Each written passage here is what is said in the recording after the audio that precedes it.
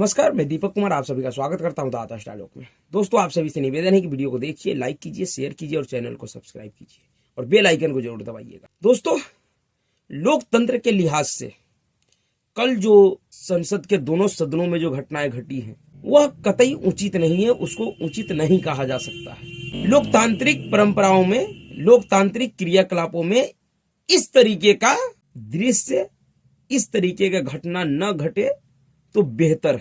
लेकिन इन सब बातों को दरकिनार करते हुए मैं भी इस बात का समर्थन करता हूं कि कल जो हुआ है वह बिल्कुल ठीक हुआ है। कल लोकसभा और राज्यसभा को मिलाकर 78 सांसदों, विपक्षी सांसदों को निलंबित किया गया है पूरे सत्र के लिए।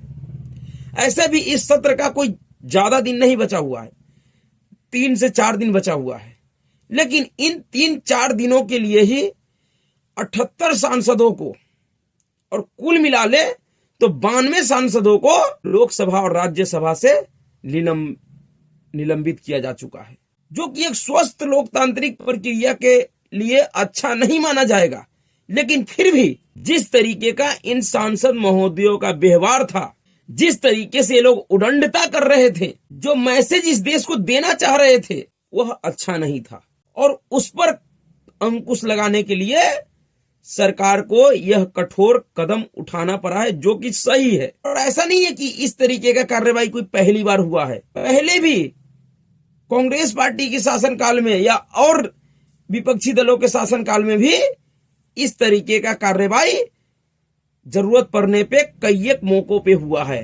और जो जिस काम के लिए इस देश का जनता चुनता है, अगर आप वही काम ढंग से अगर नहीं करते हैं तो आपके ऊपर इस तरीके का कार्रवाई क्यों नहीं होना चाहिए। इस देश के विपक्षी पार्टियों का हालात देख लीजिए, उनके सोचने और समझने की क्षमता को देख लीजिए कि पिछले 10 सालों में इस देश का तमाम विपक्षी दल के नेता और पार्टियां वर्तमान सरकार के खिलाफ एक भी ऐसा तथ्यपूर्ण और तर्कपूर्ण मुद्दा नहीं ढूंढ पाया है जिस पर इस देश का जनता भरोसा करे।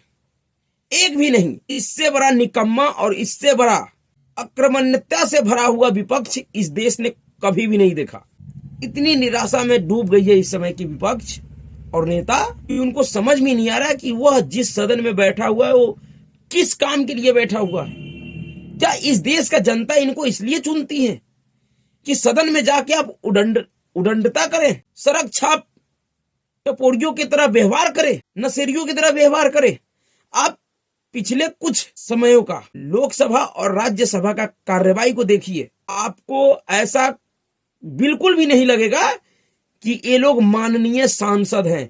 इनके ऊपर लाखों लाखों लोगों का जिम्मेवारी है। इन लोगों के व्यवहार को देखकर ऐसा लगेगा कि शायद ये लोग किसी गली मोहल्ले में खड़े होकर कोई टपोरी गिरी कर रहे हैं। ना तो इनके पास कोई तथ्य होता है किसी मुद्दे से संबंधित, ना ही कोई तर्क होता है और ना ही इनका ऐसा मन होता है बिना तर्क, बिना तथ्य और बिना मन के ये लोग संसद में इसलिए जाते हैं क्योंकि इनको लोगों ने चुना है। इसके अलावा इनके अंदर किसी तरह का कोई रिस्पॉन्सिबिलिटी नहीं है, इनके ऊपर किसी तरह का कोई जिम्मेवारी नहीं है। क्या इस देश का जनता इनको इसलिए चुनती है? जिस तरीके का व्यवहार इस देश का विपक्षी सांसद कर रहा है सदन में, जिस तरीके से सदन को चलने नहीं दे रहा है और सिर्फ फिजूल की वजह से, कोई तार्किक कारण नहीं है इनके पास, ना ही कोई तार्किक प्रश्न है इनके पास। जिस चीज को ये लोग मुद्दा बनाने का प्रयास कर रहे हैं वह मुद्दा पूरी तरह से घिसा पीटा है। उन मुद्दों पे इस देश के जनता को इन विपक्षी दलों से ज्यादा इस देश के सरकार पे भरोसा है। आप समझ जाइए इनकी हालात क्या है, इनकी वैचारिक विलुप्तता कैसी है कि ये लोग जिन मुद्दा को मुद्दा बनाकर देश का संसद चौपट कर रखा है, उन मुद्दा पे इन विपक्षी नेताओं या पार्टियों से ज्यादा इस देश की जनता को सरकार पे भरोसा है कि सरकार इनसे बेहतर कर रही है। जब से 2019 के बाद से विपक्षी दलों के द्वारा या इन नेताओं के द्वारा जिन जिन मुद्दों पे संसद को बाधित किया गया, उनमें से एक भी ऐसा मुद्दा नहीं है जो विपक्षी दल या नेता जीता हो, जिस पर सरकार बैकफुट पे हो, घिरी हुई हो, सरकार को जवाब देना पड़ा हो। एक भी ऐसा मुद्दा नहीं है। चाहे आप राफेल मुद्दा को ले लीजिए, उस राफेल मुद्दा को मुद्दा बनाकर, जबरदस्ती का मुद्दा बनाकर, यही सारे मोदी विरोधी दल कई दिनों तक इस देश का सांसद नहीं चलने दिया, संसद में काम नहीं होने दिया। और उस राफेल मुद्दे के क्या हुआ? कांग्रेस पार्टी का सबसे बड़ा नेता, राष्ट्रीय अध्यक्ष से भी सुपर अध्यक्ष राहुल गांधी को सुप्रीम कोर्ट में नाक रगड़कर माफी मांगना पड़ा। और 2019 में जो चुनावी नतीजा आया वह एक तरह से इन लोगों के गाल पे जोरदार तमाचा था। जनता ने बताया कि किस तरीके से तुमसे ज्यादा इस देश के शासन और सरकार पे विश्वास है, इस देश के सत्ता और सरकार पे विश्वास है कि वह तुमसे बेहतर कर रहा है। उसी तरीके से इसी साल जनवरी महीने में इन्होंने हिडनबर्ग, तथा कथित हिडनबर्ग रिपोर्ट पे इस देश के संसद को कई दिनों तक नहीं चलने दिया था, पूरा संसद ठप हो गया था। उस हिडनबर्ग रिपोर्ट का क्या हुआ? सुप्रीम कोर्ट के द्वारा गठित जांच समिति ने कह दिया कि इसमें ऐसा कुछ भी गलत नहीं है। और आज देख लीजिए इन विपक्षी नेताओं का वो हिडनबर्ग रिपोर्ट कहां है और अडानी का शेयर कहां है। इस अडानी को फरवरी महीने में इन लोगों ने अपने साजिश का शिकार बनाया था, उसके शेयर को धरातल में धंसा दिया था। आज उसी अडानी का शेयर, उसी अडानी समूह का प्रॉफिट कहां है और कितना हुआ है आप गूगल पे ढूंढ सकते हैं।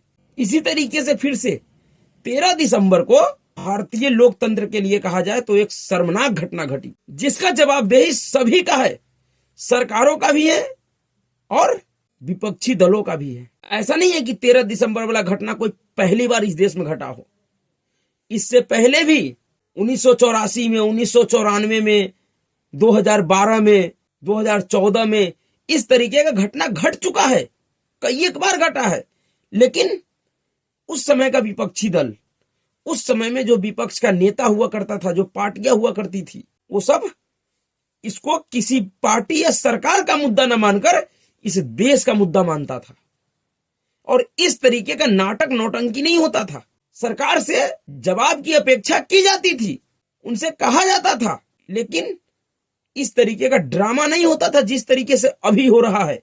संसद में हुई चूक के मामले में पहले कभी किसी प्रधानमंत्री, गृह मंत्री से इस्तीफा नहीं मांगा जाता था। किसी भी लोकसभा अध्यक्ष को विपक्षी सांसदों के सामने हाथ जोड़कर गिड़गिड़ाना नहीं पड़ता था।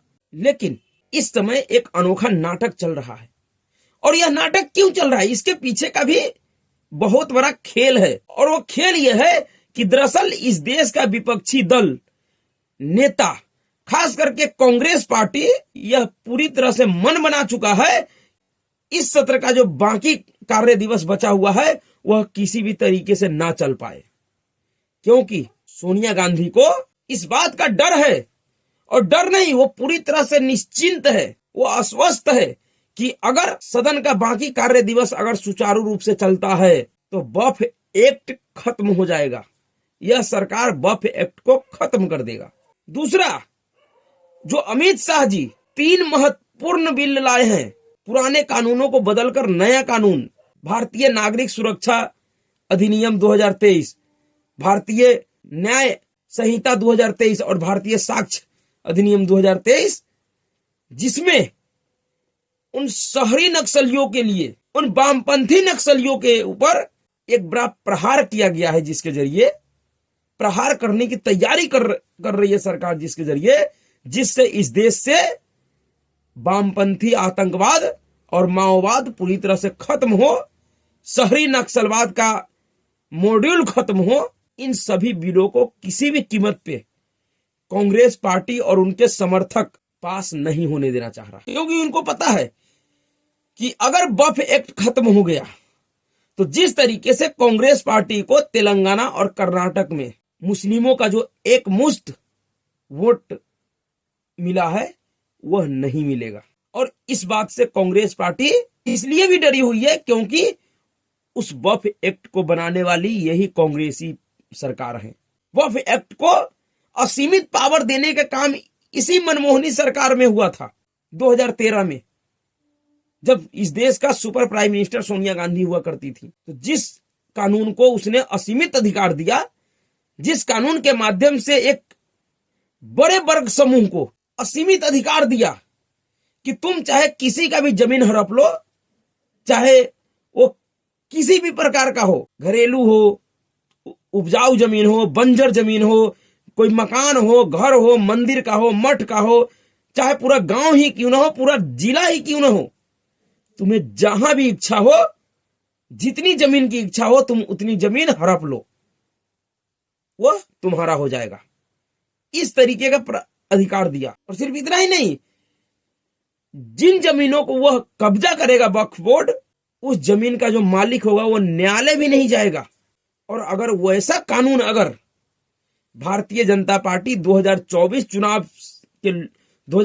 के लोकसभा चुनाव से पहले अगर खत्म कर देती है, या उस कानून को खत्म करने का प्रपोजल भी अगर संसद के पटल पर रख देती है, जो कि प्राइवेट मेंबर बिल के द्वारा रखा गया है, भारतीय जनता पार्टी के सांसद हरनाथ सिंह यादव जी ने रखा है, ऑलरेडी रख चुका है राज्यसभा में। अगर उस प्राइवेट मेंबर बिल को अगर सरकार अपना बिल बनाकर अगर लोकसभा या राज्यसभा में रख दे, तो जो एक बड़ा मुद्दा है इस देश में वक्फ बोर्ड, जिससे इस देश का बहुत सारे बहुसंख्यक समाज परेशान है।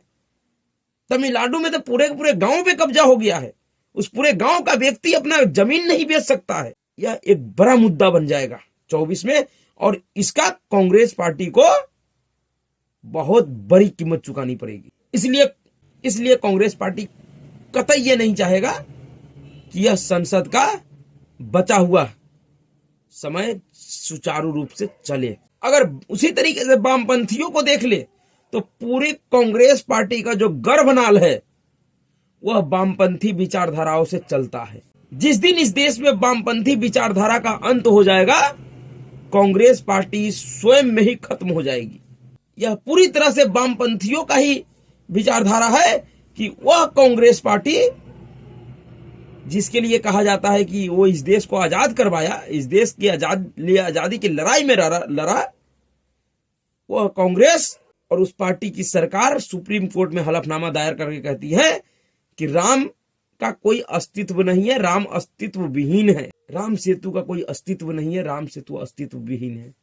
इसलिए यह संभव नहीं है कि वह किसी भी तरीके से इस सदन को सुचारू रूप से चलाएगा या चलने देगा। और यही कारण है कि इतनी कठोर कार्रवाई करना पड़ा है।